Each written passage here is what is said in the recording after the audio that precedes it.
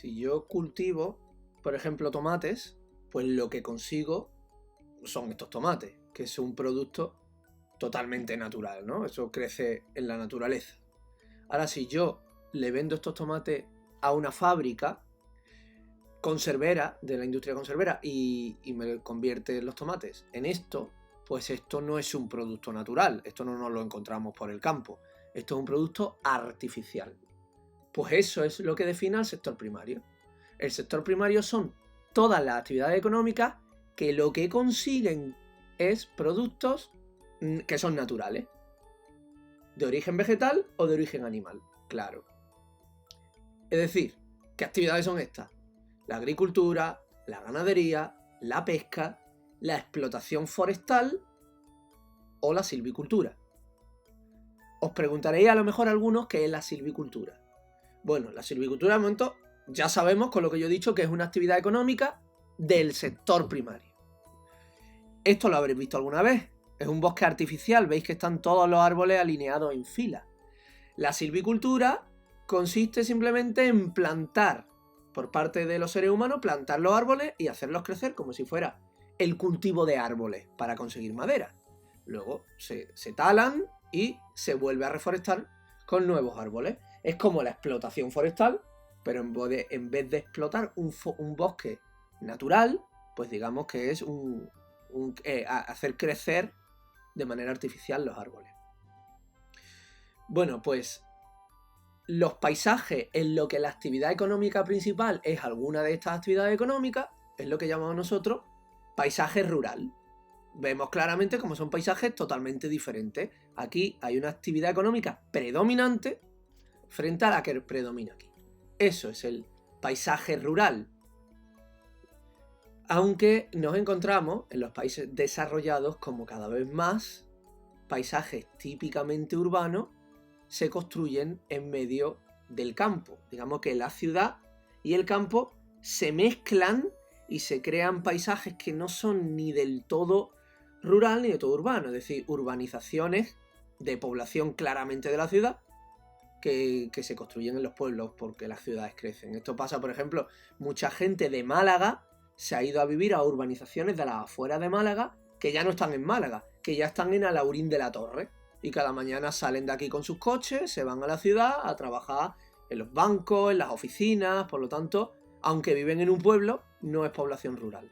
Eso que ocurre cada vez más, que se mezcla el paisaje urbano y el paisaje rural, es lo que se llama rururbanización. Esto pasa sobre todo en los países ricos, perdón.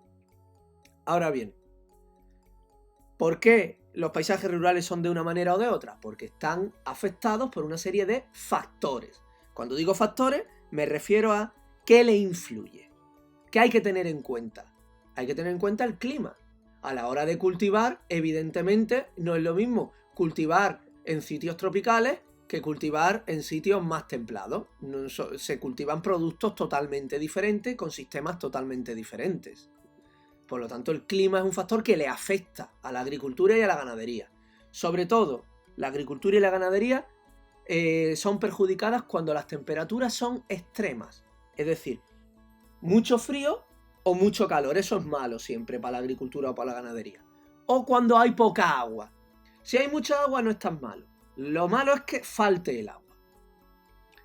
Segunda cosa que le afecta a la agricultura y a la ganadería, el suelo. Es que todos los suelos no son iguales. Hay suelos más arenosos, suelos más rocosos con más piedras, suelos que tienen más nutrientes para las raíces, suelos que tienen menos nutrientes. En todos los suelos no se puede cultivar lo mismo. Por lo tanto, la textura, es decir, si es más rocoso, si es más arenoso, y la acidez, si tiene más o menos nutrientes del suelo, afecta a la agricultura y a la ganadería. Lo tercero que afecta es evidente, es el relieve. No es lo mismo cultivar en llano que cultivar en montaña. O a lo mejor en llano puedes cultivar y en montaña más mejor ganadería. Además, con el relieve sabemos que en las montañas hace más frío, es decir, las temperaturas se extreman. Y es más difícil cultivar en cuestas. Y es más difícil meter maquinaria, tractores, etc. En las zonas más montañosas. Pero junto a estos factores naturales, por tanto, vemos cómo también afectan factores humanos. Por ejemplo, la cantidad de población. Si aumenta la cantidad de gente que hay en un sitio, tenemos que aumentar la cantidad de tierra cultivada para conseguir darle alimentos a esa mayor población. O si no queremos aumentar la cantidad de tierra cultivada, tendremos que aumentar la productividad. Es importante que tengamos claro el concepto de productividad. Es cuánta cantidad has producido según cuánta cantidad de esfuerzo. Os pongo un ejemplo. Si ustedes os estudiáis un folio en 1 hora, si queréis estudiar más, es decir, si en vez de un folio cada tarde queréis estudiar 2 folios, ¿qué tendréis que hacer? Pues en vez de estudiar 1 hora cada tarde, estudiar 2 horas. Pero hay otra opción, y es estudiar de una manera mejor, concentrarte más o lo que sea, para ser capaz de estudiarte un folio en media hora. Y así, estudiando lo mismo, estudiando las mismas horas, conseguirás estudiar más folios. Pues entonces aumentas la productividad. Imaginaros que yo en un terreno consigo 4 tomates. Si quiero 8 tomates, o cultivo otro terreno igual, o a ese terreno mismo que yo tenía, le echo más abono, le echo más fertilizante, para conseguir en vez de 4, 8 tomates. Entonces aumento la productividad, la eficiencia del cultivo. Pero claro, eso se relaciona mucho con otro factor humano. El nivel de desarrollo. Hace falta una economía para comprar máquinas, para comprar fertilizantes y tecnologías. No hay más que ver las diferencias. Y para eso hace falta también unas políticas adecuadas, que esté dispuesta las políticas del gobierno a apoyar la agricultura y hacer pantanos y hacer canales para los regadíos. También las leyes que se ponen, pues si se da subsidios y ayuda a la agricultura, o si se les pone cuotas. La cuota cuando consiste simplemente en que se le prohíbe cultivar más de X cantidad. Y ustedes diréis, ¿y por qué? Pues porque según la ley de oferta y demanda, si produzco más cantidad, pues bajará el precio y los agricultores no ganarán suficiente dinero y no será competitiva la agricultura española frente a la agricultura europea, por ejemplo, porque estas normas las pone la Unión Europea a través de la PAC. La PAC significa Política Agraria Común, significa eso, ¿pero qué es? Pues es las normas de la agricultura que se ponen exactamente iguales para todos los países de la Unión Europea. Bueno, y todos estos factores le afectan a los elementos. Diferenciémoslo bien. Si con factores estoy diciendo qué le afecta a la agricultura, con elementos estoy diciendo qué hay en la agricultura. ¿Qué ingredientes tiene la agricultura? A estos ingredientes le afectan los elementos que hemos visto. Pues el primer ingrediente está muy claro. Para agricultura o para ganadería yo necesito unas parcelas. Es decir, cada trozo de tierra en el que yo cultivo. Vemos aquí cómo está parcelada, está troceada. Hay 2 tipos de parcelas. Open field y bocage. Es muy fácil diferenciarlas. Open field significa campo abierto, es decir, sin vallar una parcela con la otra. Puedes ir corriendo de una a la otra y atravesarlas. Bocage es cuando hay una valla, que puede ser una valla artificial o, como en este caso, un seto. ¿Veis? Que delimita claramente cada parcela de cultivo.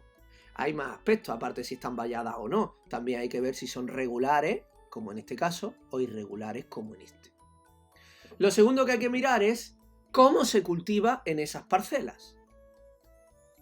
Y aquí hay varios aspectos. 1. Yo puedo cultivar una única cosa en todo el terreno, como en este caso olivos, o yo en la parcela puedo cultivar juntas muchas cosas diferentes, como los típicos huertos. Pues según la variedad de cultivos, puede ser policultivo o monocultivo. Pero también según el agua, puedo cultivar con el agua natural que cae de la lluvia, en ese caso sería un secano, o yo puedo llevar artificialmente agua, en ese caso estaríamos hablando de un cultivo de regadío. Pero además puedo cultivar de manera intensiva o extensiva. Esto enlaza con lo que expliqué hace un ratito. La intensiva es cuando yo busco una alta productividad. Es decir, en un trozo de terreno muy pequeñito, meter mucha tecnología y muchos medios para conseguir mucha cantidad de producción. Frente a ello está el extensivo, en el cual yo uso más cantidad de terreno porque la producción es más baja, pero eso sí, es más natural. Pues según el rendimiento tenemos cultivo extensivo y cultivo intensivo. Y finalmente, en todo paisaje rural están los elementos humanos, las carreteras y caminos, las casas, y aquí vemos cómo el hábitat humano puede ser concentrado, todas las casas juntas formando un pueblo, o disperso, las casas separadas con campo entre medio. Pues el último elemento que teníamos, el poblamiento disperso o el poblamiento concentrado.